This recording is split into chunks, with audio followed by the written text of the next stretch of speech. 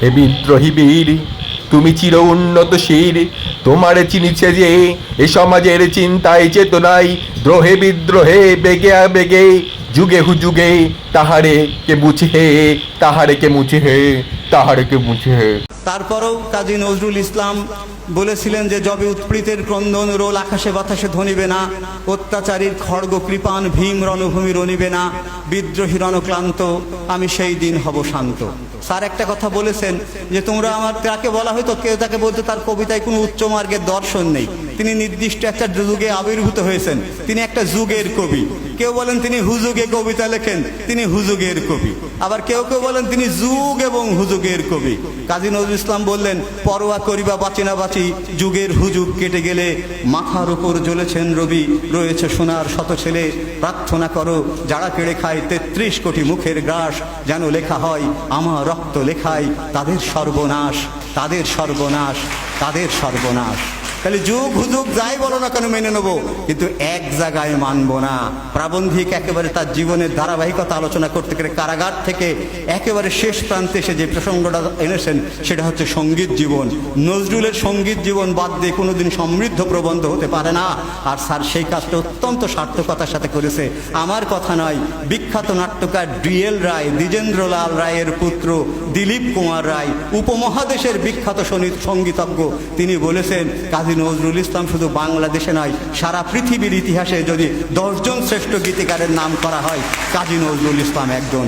পৃথিবীর ইতিহাসে যদি শ্রেষ্ঠ 10 জন গীতিকারের নাম উল্লেখ করা হয়, তাই কাজী নজরুল ইসলাম একজন। মোর প্রিয়া হবে সোরানি, দেব খোপাই তার আর ফুল। তুমি আমার প্রিয়তম হবে, আমি তো গরিব মানুষ, আমি তো কবি, আমার তো টাকা পয়সা নেই, তোমার খোপায় আমি কি দেবো?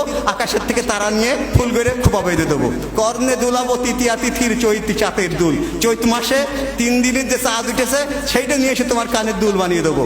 কণ্ঠে তোমার ঝুলাবো বালিকা, হংস শাড়ির দুলানো মালিকা, আকাশ থেকে যে হাঁস সারিবদ্ধভাবে চলে যাচ্ছে সেই হাঁস ধরে নিয়ে এসে তোমার গলায় মালা বানিয়ে দেবো। বিজলি জরির ফিতায় জড়াবো মেঘের রং এলো চুল,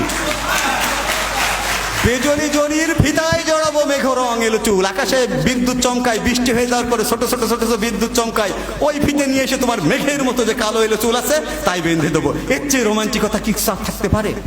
আমরা গজল বিষয়টা নিয়ে একটু ভুল ধারণা আছে।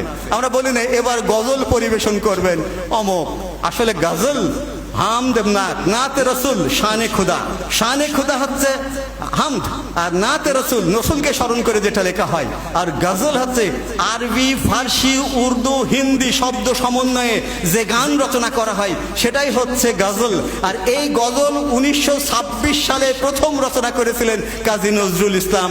গুল বাগিচায় বুলবুলি তুই, গুল বাগিচায় বুলবুলি তুই, এই যে আলগা করগো খোপার বাঁধন, দিল বাই মেরা ফাস গাই, এই যে মেরা ফাস গাই, এগুলো হিন্দি শব্দ বাংলার সাথে মিলেমিশে একাকার হয়ে যাচ্ছে।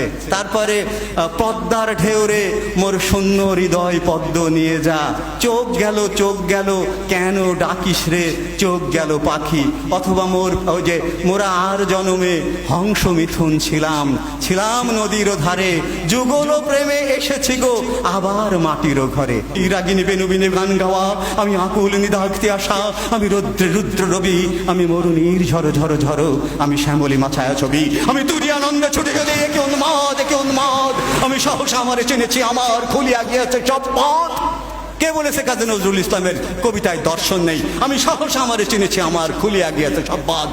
সক্রেটিস বললেন no thyself, I to die, you to live, what is better only God knows। Lalon Shah বললেন ও যার আপন খবর আপনার হয় না, একবার আপনারে চিনতে পারলে যাই আসেনারে চেনা। রবীন্দ্রনাথ ঠাকুর বললেন yes I know this is nothing but the love, oh beloved of my heart। Kazi Nazrul Islam বলেন যুগের ধর্ম এই, পীড়ন করলে সে পীড়ন এসে পীড়া দেবে তোমাকেই, কালোর চক্র বক্র গতিতে ঘুরিতেছে অবিরত, আজ দেখি যারা কালের শীর্ষে কাল তারা পতনত।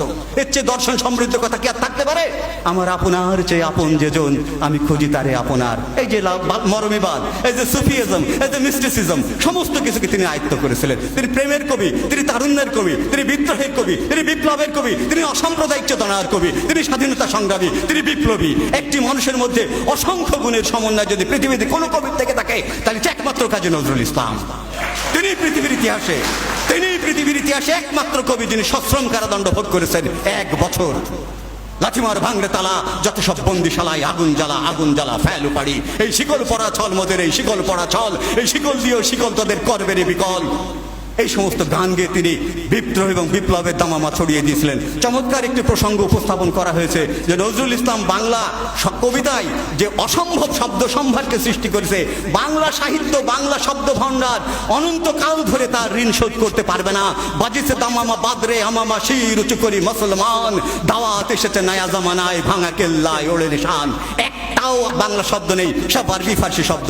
আল কোরআনের বানিয়ে সে কবিতায় স্থান করে নিল। কান্ডারিয়ে তরির পাকামাঝি মাল্লা, দাড়ি মুখে সারিগান লা শারিকাল্লাহ। কান্ডারিয়ে তরির পাকামাঝি মাল্লা, দাড়ি মুখে সারিগান লা শারিকাল্লাহ। কোরআনের বাণী আত্তাহিয়াতু লিল্লাহি ওয়াস সালাওয়াতু ওয়াত তাইয়্যিবাতু। আসসালামু আলাইকা আইয়ুহান নবিয়্যু ওয়া রাহমাতুল্লাহি ওয়া বারাকাতুহু। আসসালামু আলাইনা ওয়া আলা ইবাদিল্লাহিস সালিহিন। আশহাদু আল্লা ইলাহা ইল্লাল্লাহু আশহাদু আন্না মুহাম্মাদার আবদুহু ওয়া রাসূলুহু। একেবারে কোরআনের বাণী এসে তিনি কবিতায় সংযোজন করলেন। আনোয়ার আনোয়ার জিভ ধরে টানো তার, যে বলে সে মুসলিম বেঈমান জানে শুধু জানটা বাঁচান সার। আনোয়ার আফসোস ভক্তের শব্দ, আনোয়ার আনোয়ার আজকের মুসলিম ঘরে পোষা জানোয়ার। একেবারে সব আরবি ফার্সি শব্দ। এত বড় কবি পৃথিবীর ইতিহাসে জন্মগ্রহণ করতে পারে? কোথাকার শব্দ কোথায় নিয়ে এসে কিভাবে সংযোজন করলেন। আমরা গর্বিত জাতি, যেমন একটা কবিকে আমরা পেয়েছিলাম। অসাধারণ একটি প্রবন্ধ উপস্থাপন হয়েছে। প্রবন্ধটা যদি আরো কলেবর নিয়ে উপস্থাপিত হতে পারতো তাহলে আমরা আরো সমৃদ্ধ হতে পারতাম। সব কিছুই আছে, কিন্তু সবগুলো পাঠ করা সম্ভব হয়নি। আমরা কাজী নজরুল ইসলামকে স্মরণ করতে এসেছি। স্যারকে, প্রিন্সিপাল স্যারকে অসংখ্য ধন্যবাদ দেব। এমন একটি সময় উপযোগী, যুগ উপযোগী, সমসাময়িক প্রেক্ষাপটে কাজী নজরুল ইসলামকে উপস্থাপনের জন্য